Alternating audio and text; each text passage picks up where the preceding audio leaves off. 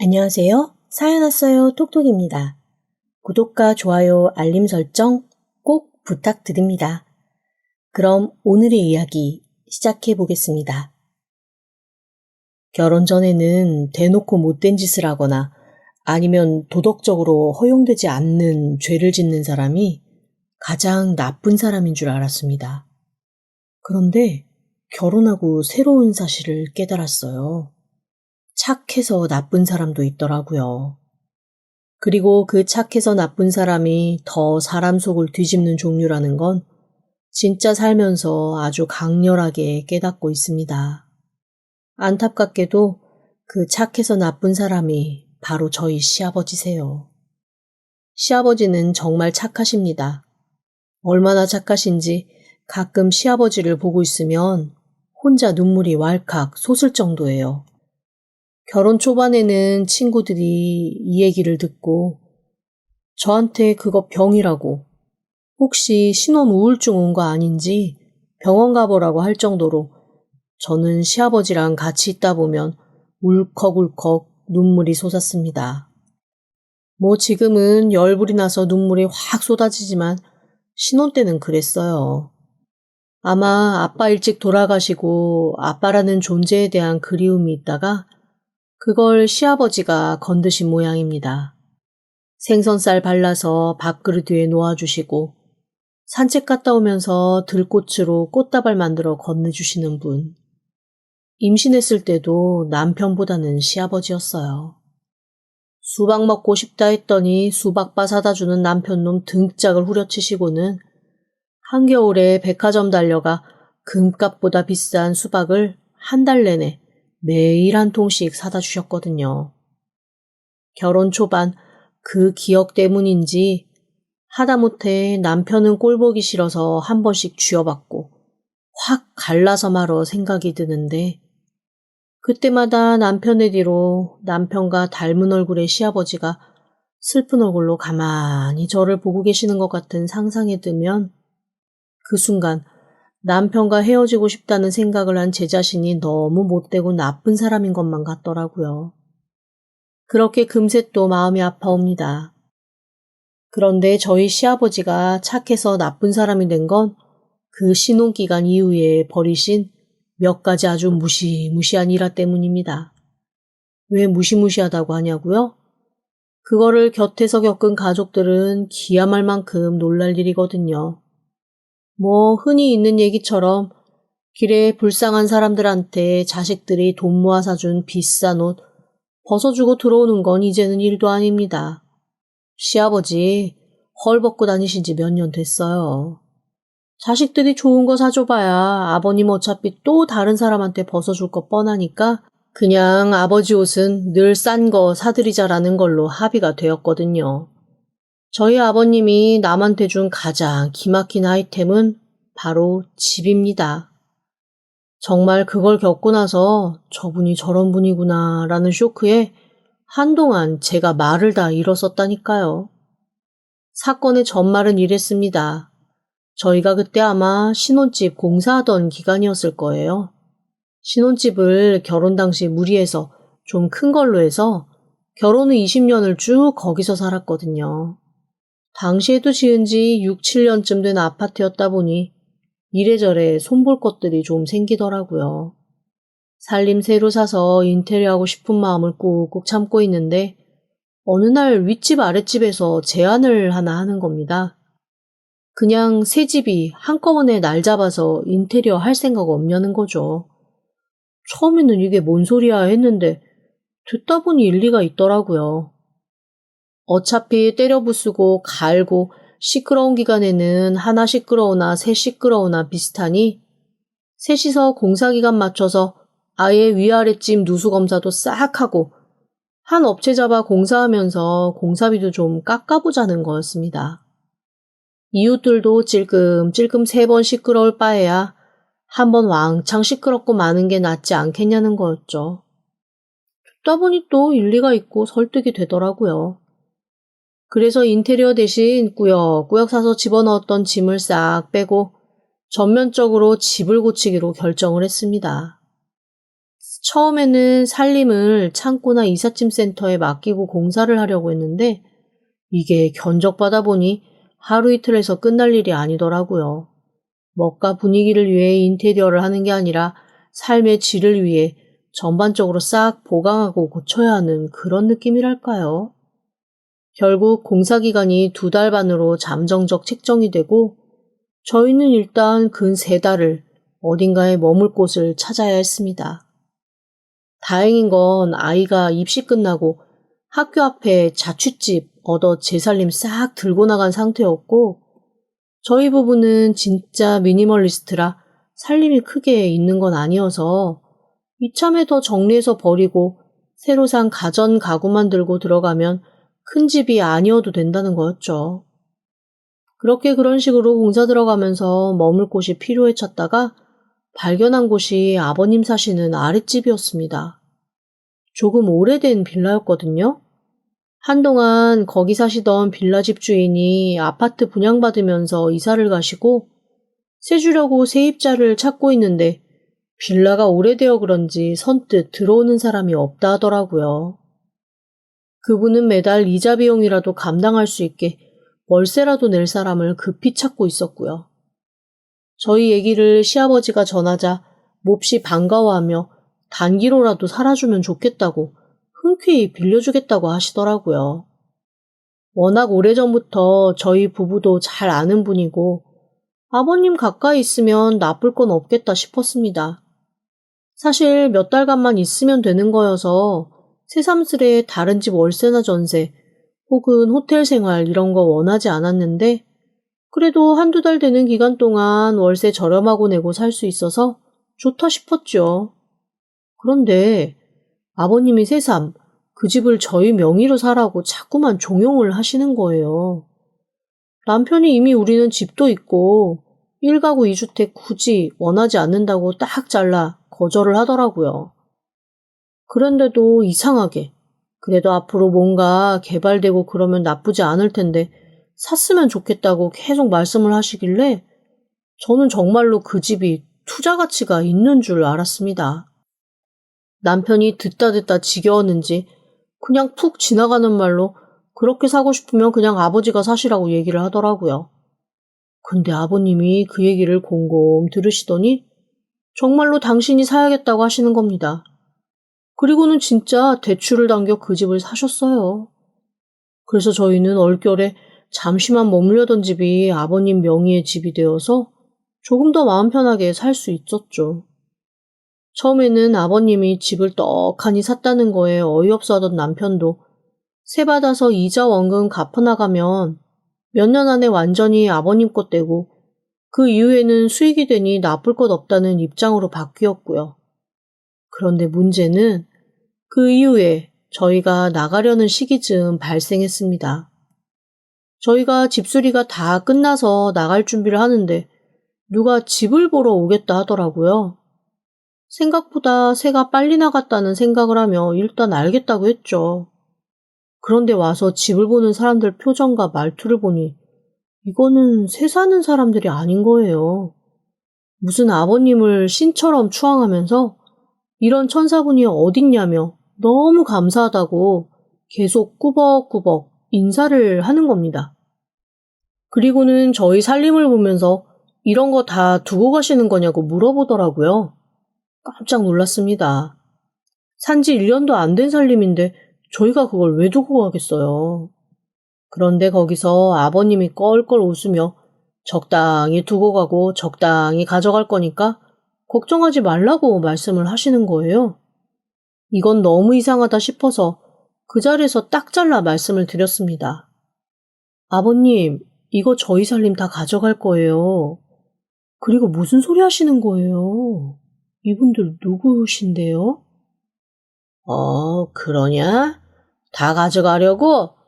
난 또 새 집에 새 살림 넣고 그럴 줄 알았지. 아니 그냥 저기 이 집 사실 분들이야. 그런데 왜 살림을 다 놓고 가냐고 물어보세요? 이거 파실 거예요? 아니면 월세예요, 전세예요? 아이 넌 그런 걸 그렇게 꼬치꼬치 물어보고 그러냐? 그냥 서로 다 적당히 그냥 알아서 살기로 했어. 이거는 영 이상한 느낌이었습니다.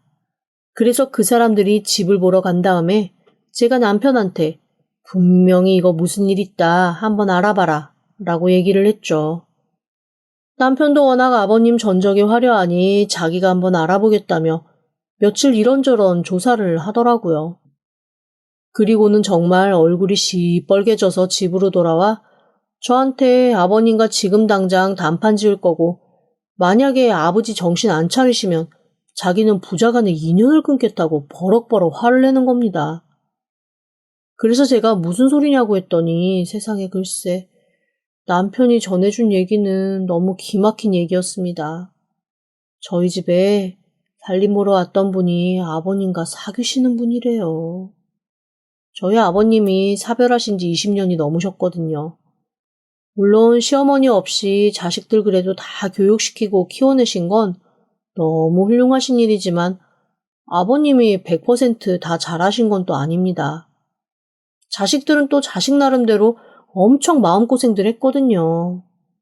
왜냐하면 그렇게 허구한 날 다른 사람 퍼주는 아빠랑 사는데 자식들이라도 정신을 똑바로 차리고 살았어야 하지 않겠어요? 그래서 자식들은 어떡하든 자생해야 된다는 책임감 하나는 강하게 컸습니다. 뭐 순기능이라면 순기능일 수 있겠죠. 다만 하나의 역기능으로 남편은 무책임한 것, 그리고 가족들을 배고프게 하거나 굶기는 거에 대해서는 정말 엄청나게 예민하게 반응합니다. 뭔가 빌붙는 것에 대한 노이로제가 있다고나 할까요? 그래서 아버님이 여자를 만나고 있다는 것도 엄청 싫어하고 그 여자가 아버님 명의의 집에 들어와 살겠다는 것도 펄펄 뛰며 반대를 하더라고요. 그래서 제가 집을 보러 온 사람은 나이 든 아주머니 둘이었는데 그분들 중에 누가 아버님 여자친구냐고 물어봤더니 하필이면 제가 저 사람은 참 인상이 안 좋다라고 생각했던 그분이더라고요. 나머지 한 분은 가장 친한 친구라고 했습니다. 아버님과 근처 문화센터에서 만나서 그래도 한 1년 좀 넘게 서로 교제를 하셨고 더 나이 들기 전에 같이 살림 합쳐 살아보자는 얘기가 나왔는데 여자분이 그러셨대요.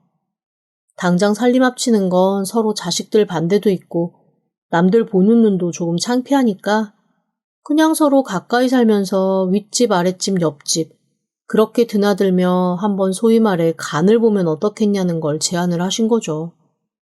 그러니 저희 아버님 그 말도 일리가 있다 싶어 얼른 그런 환경을 만들려고 안절부절 못하셨던 거였습니다.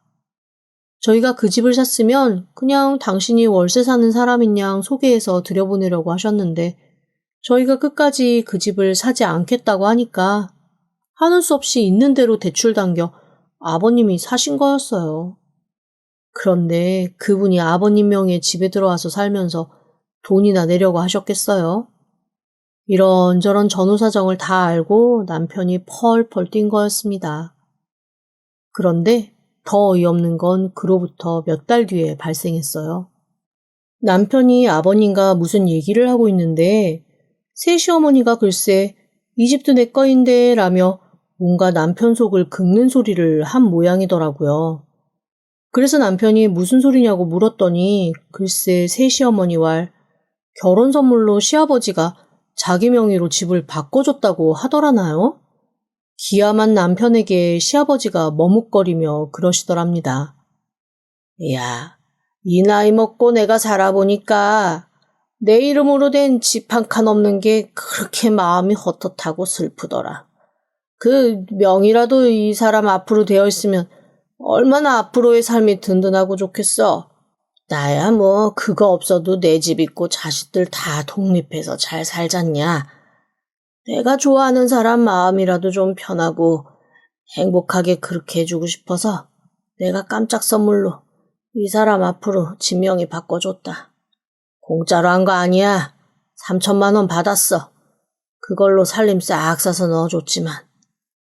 남편이 너무 어이가 없어서 그 자리에서는 한마디도 못했대요. 그리고 법으로 해결한다 어쩐다. 아버지가 하다못해 치매에 걸려서 정신을 못 차리고 그런 일을 하셨다. 그런 식으로까지 해서라도 그 집을 돌려받으려고 했나 봅니다.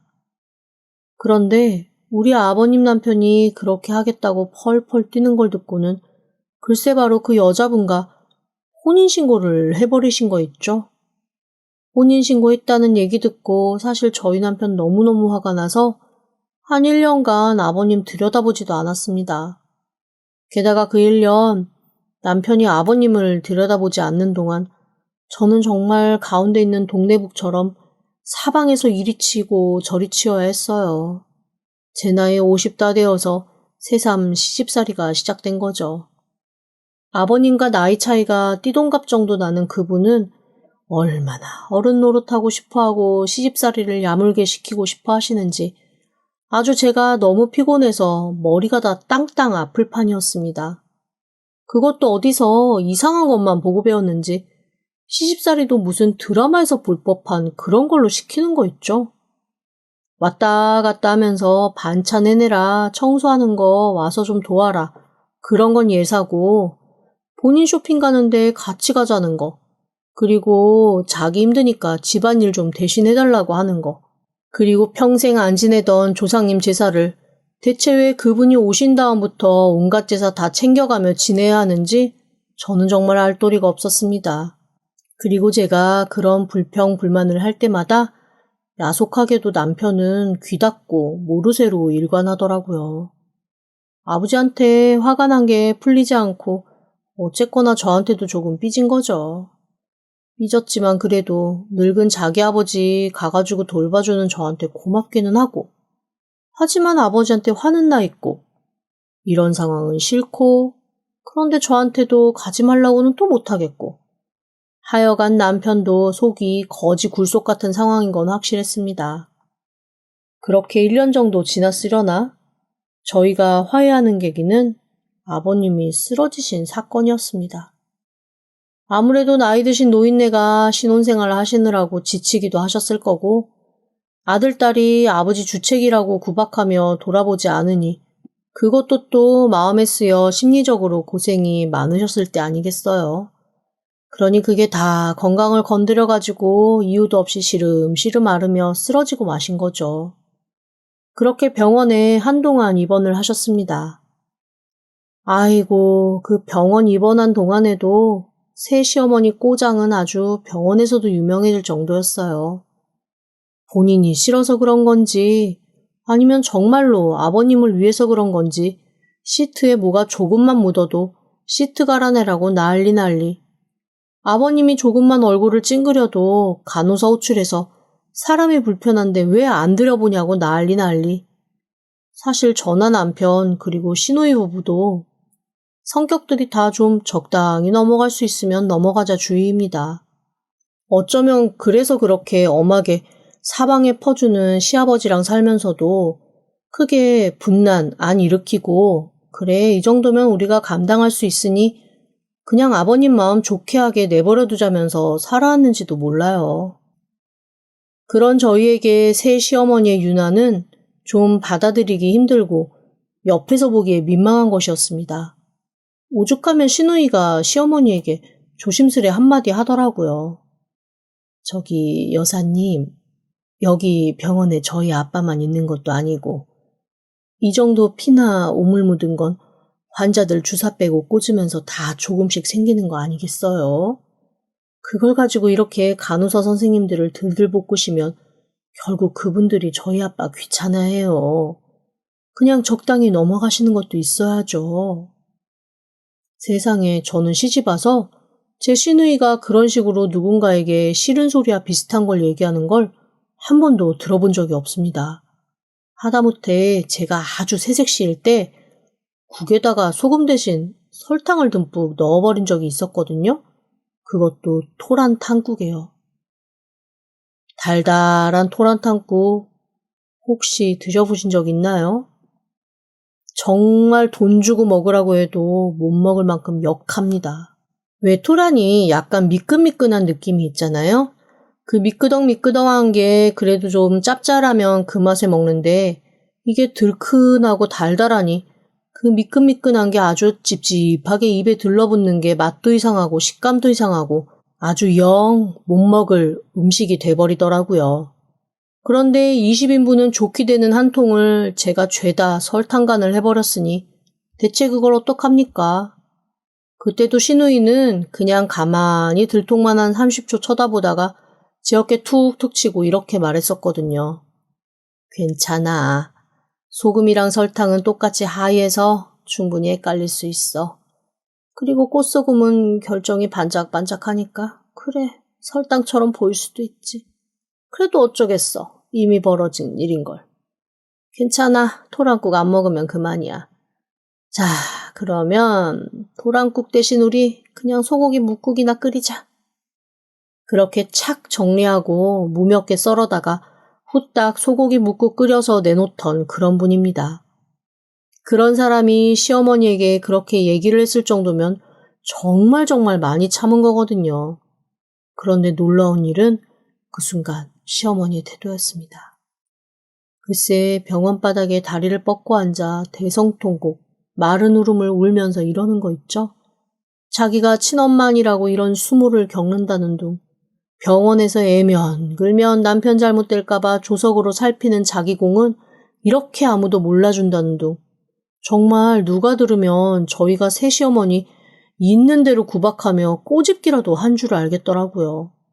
오죽하면 시누이가 얼굴이 벌개져서 아니 그게 무슨 소리시냐고, 저희가 언제 대놓고 그렇게 구박을 했냐고, 다만 병원에서 일하시는 분들이 순서대로 일할 수 있게 조금 덜 부르시고 덜 괴롭히셨으면 좋겠다는 얘기한 거 아니냐고 그렇게 얘기를 해도 시어머니는 막무가내였습니다.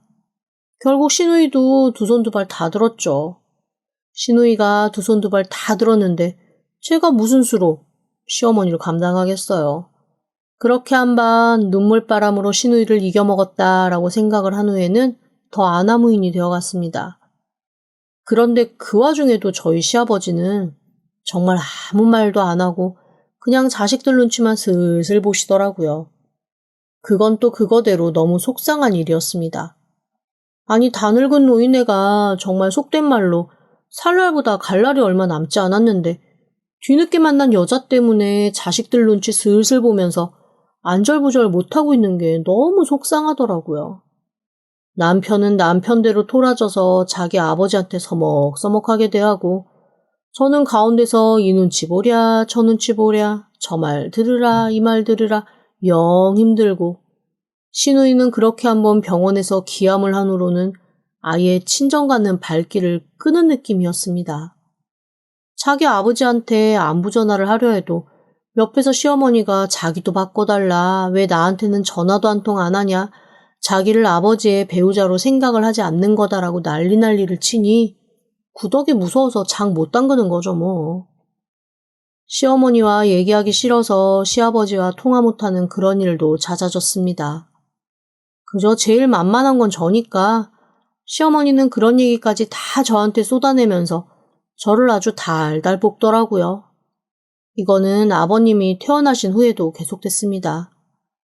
그로부터 한 2년 정도까지는 대체 내가 멸치인지 오징어인지 모르게 달달 볶이고 바짝바짝 구워지는 그런 일들이 너무 많이 발생을 했죠. 시어머니는 날이 갈수록 더 기세가 든든해졌고 아무래도 시아버지는 그런 시어머니에게 기를 뺏긴 듯 점점 더 쇠락해 갔습니다.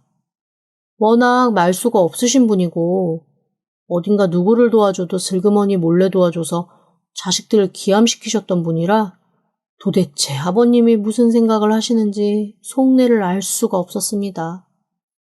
시어머니 등살에 그 좋아하시던 노숙자 밥 나눠주는 봉사도 못 가시고 하다못해 동네 노인정 가서 시간 보내시는 것도 못하신 채 그냥 집에서 시어머니와 내내 같이 붙어 계신 모양이더라고요. 뒤늦게 그래도 아버님 가신 다음에 후회하지 않으려고 마음을 좀 돌린 남편과 한 달에 2번 정도 시댁을 가는데 그때마다 남편은 어리 빠진 채 집으로 돌아오곤 했습니다. 시어머니가 저희 시아버지에게 하는 잔소리를 멀리서 관망만 하는데도 자기 귀에서 피가 나올 것 같다나요? 평소에 그렇게 살면서 저한테 잔소리 좀 그만하라고 구박을 하더니 저희 시어머니가 시아버지한테 하는 걸 보고 어느 날 저한테 사과를 다 하더라고요. 당신이 하던 건 잔소리가 아니라 그냥 애정어린 조언이었다는 걸 내가 너무 뒤늦게 알았어. 우리 아버지 고막이 나가거나 귀가 먹거나 둘 중에 하나는 그렇게 되실 것 같아. 가시기 전에 청력부터 잃고 가시겠어. 그러게 새어머님이 잔소리가 많으시네. 아버님이 그걸 다 듣고 견디고 계신 것도 난 너무 신기하다. 아이고, 우리 아버지 속병 나겠어. 저거 다 듣고 입 밖으로도 못 내놓고 마음에만 쌓아두면. 에휴, 그러니까 왜 뒤늦게 저 쓸데없이 여자는 만나가지고. 아이고, 내 팔자야. 아버님 혼자서 당신을 키우느라고 애만 있으셨잖아. 뒤늦게 여자분이랑 알콩달콩 살고 싶으셨나 보지. 문제는 알콩달콩한 양반이 아니라서 그런 거고. 어째 저래 사람을 못 보셨나 몰라. 아버지한테 처음에는 이래저래 가머니솔로 살살 녹이고 꼬셨겠지. 인상 봐라. 누가 봐도 꽃뱀인데 우리 아버지만 모르지. 우리의 아버지 같은 물렁이는 그냥 스물스물 속아 넘어가지 않겠냐. 그러게 아버님이 워낙 착하셔서 그러고도 남겠어. 그러면서 저희 부부의 걱정은 또 하나 시작되었습니다. 아버님이 살면서 일해서 번 돈은 그렇게 많지 않으시지만 사실 문중에서 물려받은 재산이 좀 있으세요. 아버님의 부모님께 받은 땅도 그동안 꽤 가치가 올라서 나름 재산 가치가 꽤 큽니다.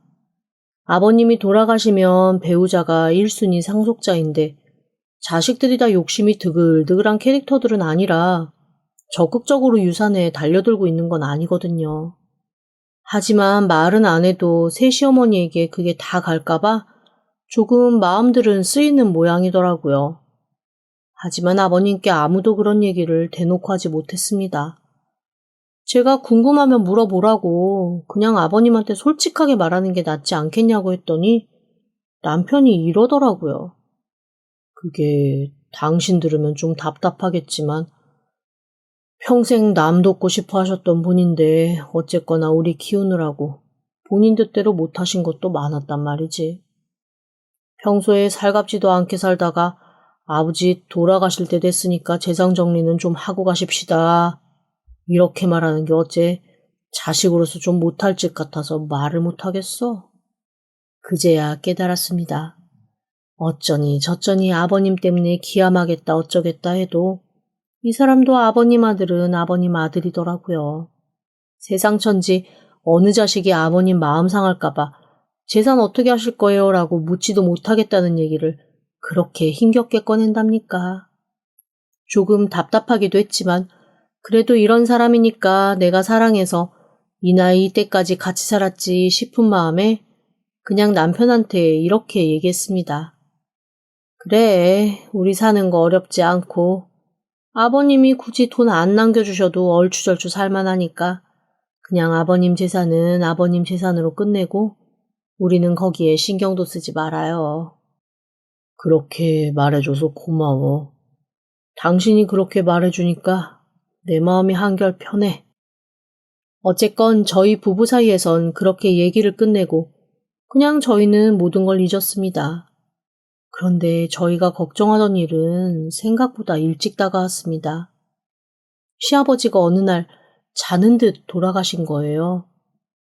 아침 일찍 새시어머니가 전화를 하셨길래 받으면서도 뭔가 느낌이 쎄하긴 했습니다. 의외로 담담하게 눈물 없는 목소리로 아버님 밤새 가셨다고 지금 119 와서 다 사망 체크하고 아버님 입원해 계셨던 병원에서 장례 치를 거라 그쪽으로 옮겼다는 얘기까지 해주시더라고요. 그렇게 아버님 장례는 순식간에 치러졌습니다. 워낙 베푼 거 많게 좋게 살으셔서 그런지 아버님 영전에 와서 대성통곡하는 사람도 많고 3일 내내 자리 지키며 자식인 저희들보다 더 슬퍼하는 사람도 많더라고요. 그걸 보면서 저희 애도 할아버지가 정말 좋은 분이셨구나 라는 것을 알게 모르게 깨닫는 게 보였습니다.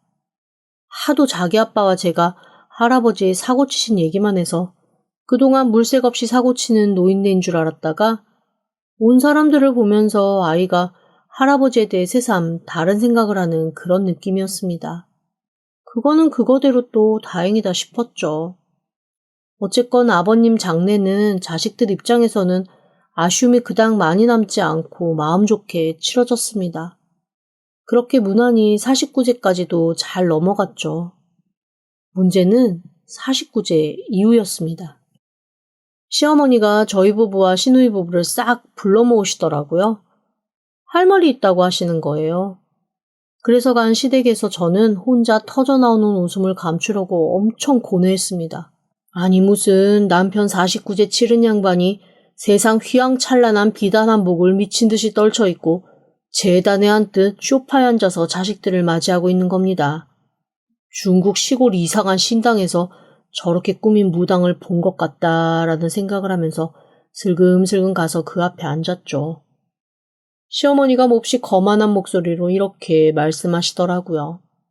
아버지가 돌아가시면서 재산을 좀 남기셨을 거 아니니? 내가 이제 슬슬 그거 상속 절차를 좀 밟아야 하는데 내가 쭉 살펴보려고 했더니 아버지가 평소 나한테 얘기한 게 그닥 많지가 않고 죽기 전에 나한테 그냥 변호사가 알아서 할 거니까 신경 쓰지 말라고 하셨거든. 혹시 여기서 아버지가 얘기했던 변호사 아는 사람 있나? 좀 어이가 없었습니다. 그동안 그래도 자식들한테 꼬박꼬박 존대를 하는 건 보였는데 아버님 딱 돌아가시고 나니까 이랬나 저랬나 하면서 완벽한 하대로 돌아서는 게 아주 단단히 이 사람이 마음먹고 아버님께 접근했고 아버님 돌아가신 다음엔 자기 세상 만났구나라는 생각이 들더라고요. 남편이 모른다고 고개를 젓고 자기 누나를 쓱 바라봤는데 시누이가 뭔가 애매모호한 웃음을 지으며 고개를 끄덕이더라고요. 그리고는 지갑에서 명함을 하나 꺼내 시어머니에게 건네줬습니다. 이분이 아버님이 거래하던 변호사예요. 아마 이분한테 연락하시면 자초지종 다 듣고 재산 분할에 대한 얘기도 들으실 수 있을 거예요. 시어머니가 눈을 반짝반짝하면서 그 명함을 받아들더라고요. 그리고 저희한테 아주 거만하게 이렇게 통고를 했습니다. 그 뒤늦게 들어온 사람이라고 너무 갈시하지 마. 앞으로나 그래도 법적으로 자네들 엄마고 그동안 아버님 병수 바란 거 내가 충분히 보상받을 만하다고 생각해서 아버님이 나한테도 뭔가 남기셨을 테니까 거기에 대해서는 아무런 싸움하지 않았으면 좋겠어. 조금 어이가 없더라고요.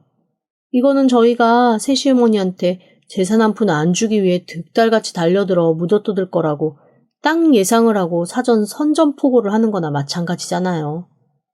남편이 어이가 없다는 듯 헛웃음을 지으며 먼 산을 바라보고 시누이는 표정에 일절 미동도 없이 가만히 있다가 그냥 변호사한테 연락해보시라는 한마디만 하고 먼저 일어나겠다며 일어나더라고요. 시어머니가 그런 시누이가 고깝다는 듯 눈을 세모눈으로 뜨고 위아래로 훑어봤지만 시누이는 그런 건 아랑곳도 않고 그냥 휙 집 밖을 나가버리고 말았습니다. 남편 역시 할 얘기 끝나셨으면 가보겠다며 저를 툭툭 치더라고요. 시어머니가 반찬 좀 같이 하고 가라고 하시는데 남편이 뒤에 약속 있다는 거짓말과 함께 저를 끌고 나와버렸습니다. 그리고 나오자마자 한숨을 푹푹 쉬며 아버님이 살아계실 때 제 말대로 정리를 좀 해놓을 걸 이거 아주 뒤늦게 속 터지는 일 생겼다고 아주 그냥 내리내리 한숨을 쉬더라고요. 그런데 그때 시누이가 남편에게 전화를 했습니다. 심각한 얼굴로 전화를 받던 남편이 몇 분 뒤에 파한대소를 하며 전화를 끊더라고요. 이 사람이 결국 미친 건가 싶어 어리둥절하면서도 걱정이 되어 물어봤습니다. 여보, 무슨 일이야? 무슨 일인데 그렇게 신나게 웃어? 당신 갑자기 기분이 너무 좋아졌는데? 그랬더니 남편이 고개를 설레설레하며 글쎄 이렇게 말하는 겁니다. 야, 우리 아버지 물러터진 솜방망이인 줄 알았더니 그 솜방망이 안에 아주 든든한 쇠방망이로 숨기고 계신 양반이었네. 야, 진짜 몰랐다. 진짜 몰랐어. 무슨 말이냐고 재차 묻는 저한테 남편이 슬그머니 해준 얘기는 정말 너무나 기막힌 얘기였습니다. 그리고 얼마 뒤에 시어머니가 변호사와 통화 후에 어떤 반응을 보일지 너무 궁금해지는 상황이더라고요. 글쎄, 시어머니와 혼인신고하려고 딱 서류 내러 가시던 중에 저희 시아버지가 마음을 바꾸셨던 겁니다. 자식들이 득달같이 등본 떼어보고 그럴 캐릭터들이 아니라는 것도 아시고 새시어머니가 굳이 확인할 만큼 치밀한 사람도 아니니 그런 결정을 하신 거겠죠. 내가 이 여자랑 법적으로 엮이면 몹시 피곤할 것 같다라는 생각에 그냥 동거인으로 신고를 하시고 시어머니와 혼인신고는 안 하셨대요. 아버지가 돌아가시고 각종 서류 처리 다 시누이가 있는데 시누이도 서류 처리하면서 그제야 알고 아버님이 평소 친하게 지내시던 변호사 선생님한테 자초지종을 물어봤다가 알게 되었다고 했습니다. 안 그래도 변호사 선생님이 49세 지나면 한번 자녀분들한테 연락하려 했다며 그런저런 얘기들을 해주시더래요. 지금 아버님의 재산을 받을 줄 알고 잔뜩 기대하고 있는 시어머니는 그냥 동거인, 간병인, 그 이상도 이하도 아니었던 거죠. 처음 집 명의를 넘길 때 썼던 서류도 자세히 살펴보면 집 명의를 넘기신 게 아니라 명의 신탁을 하신 거였더라고요. 결국 집은 새시어머니 명의가 아니었던 거죠. 게다가 저희 시아버지 늘 뭔가를 작은 수첩에 적고 계셨거든요. 저는 그게 시아버지가 그냥 무료하고 심심하니까 이것저것 끄적이시는 줄 알았습니다. 그런데 글쎄 그게 시어머니가 시아버지에게 못된 말을 할 때마다 그거를 정서적 학대 기록으로 쭉 남겨놓고 계셨던 거 있죠? 혹여 나중에 저희 시어머니가 우리 사이 좋은 부부였다. 이거 실제는 혼인관계다. 그런 식으로 우겨가지고 당신이 원하는 대로 안 될까봐 모든 기록을 아주 꼼꼼하게 남겨놓고 계셨던 겁니다. 정말 주도 면밀하게 시간과 장소까지 써서 수첩을 7개나 만들어 놓으셨더라고요. 그걸 보면서 사실 남편이 좀 가슴 아파했어요. 아버지가 혼자 이렇게 기록 남기며 괴롭힘 당하는 동안 자기는 그것도 모르고 집 갖다 바치고 재산 갖다 바친 벨 빠진 사람이라고 오해를 했으니 아버님이 얼마나 외로웠을까라며 조금 슬퍼하더라고요. 저도 그건 마찬가지였습니다. 아버님 살아생전에 조금 더 살펴드렸으면 아버님이 조금 덜 외롭지 않았을까라는 생각을 했는데 수첩 곳곳에 자식들에 대한 아버님의 생각도 적혀 있는 걸 보고 저희는 울다 웃다 아주 난리를 쳤습니다. 자식들이 미워 죽겠다라는 얘기도 있었고 이해한다라는 얘기도 있었고 이래서 미안하다라는 얘기도 있었고 그 수첩에는 아버님의 진심이 정말 가득하더라고요. 그래서 그 수첩을 시누이 부부와 저희 부부는 며칠에 걸쳐 같이 돌려보며 울다 웃었다면서 아버님을 추억했습니다. 아, 새 시어머니는 아주 당당하게 재산 때문에 변호사한테 전화했다가 모든 사실을 알고 아주 고래고래 소리를 지르며 난리를 쳤다고 하더라고요. 하지만 어쩌겠어요. 이미 물 건너간 배죠. 그런데 더 기가 막혔던 건 저희 새 시어머니 글쎄 전문적인 꽃뱀이라는 사실이었습니다. 저희 시아버지처럼 홀려서 재산 뺏으려고 작업해놓은 남자가 2명이나 더 있었습니다. 게다가 저희 시아버지 간병하는 말년에 다른 남자랑 양다리까지 걸쳤더라고요. 그 남자한테 저희 아버지 재산 받아가지고 가게 하나 차려주겠다며 꼬셨던 모양인데 아버님 재산 못 받으니 그 남자한테도 차이고 결국에는 다른 데도 돈 주겠다고 했다가 돈 못 줘서 사기죄로 고소당하고 아주 그분도 말년이 영 깨끗하지 않게 꼬인 모양이었습니다. 저희 가족은 사실 아버님 살아 계셨을 때보다 지금 훨씬 더 우애가 좋아요.